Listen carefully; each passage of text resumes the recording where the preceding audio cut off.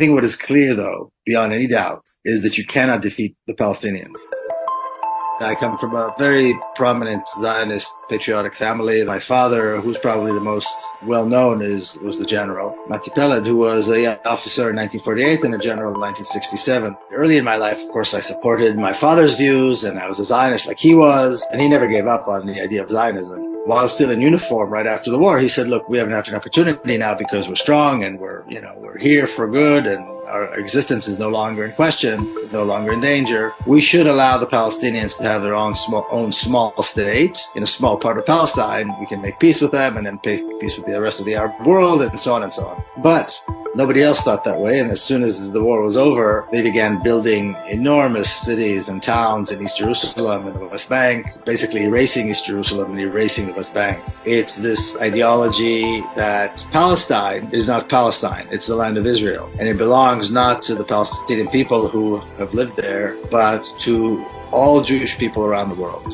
If you have an ideology that's supremacist, then of course you have to use violence. The Zionists as a movement, and then the State of Israel, which was born of that movement, have declared a war against the Palestinian people. And so that war, we've seen ethnic cleansing, we've seen genocidal policies, we've seen the racist apartheid regime put in place, and the terror the Palestinians suffer from or are faced with is daily terror. It's not knowing if you can walk down the street and not get beat up or stabbed or murdered, if your children are safe going to school, if your house won't be demolished, if your brother or sister won't be taken away and kidnapped and disappeared. So in 1997, my sister's little girl was killed in a suicide attack in Jerusalem. She was 13. And that's exactly the kind of tragedy that forces you, shakes you to the core. You can't look at the world the same way. It pushed me in the direction of examining what I was taught in terms of the truth, in terms of the existence of what is Israel.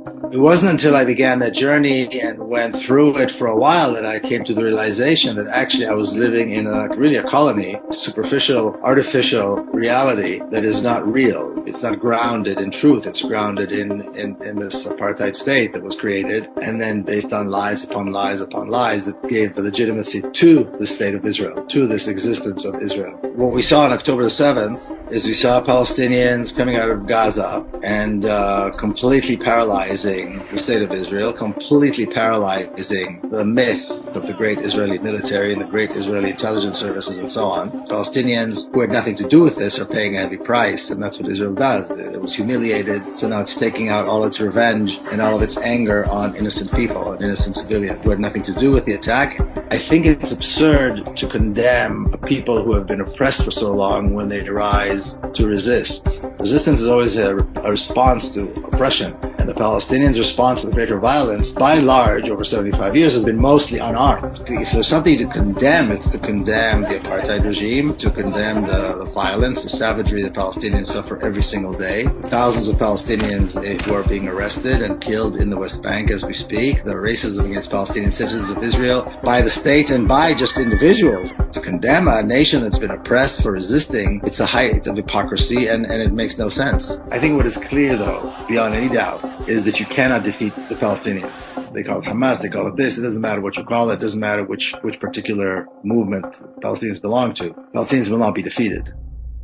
When we call for supporting Israel and, supporting Israeli victory and all that nonsense, that means more death, more destruction, more racism, more innocent lives being wasted, and it's a war against peace. It's a war against justice. I think the events of October the 7th and what has happened since then have allowed people to see this much clearer. And my hope is that this major shift that I believe took place on October 7th will, propel the Palestinian issue in a way that, first of all, will garner more support internationally, but also allow Palestinians to demand what they really deserve. I think it's time to demand all of Palestine. It's time to demand free and fair elections over all of Palestine, one person, one vote, which means dismantling the apartheid state.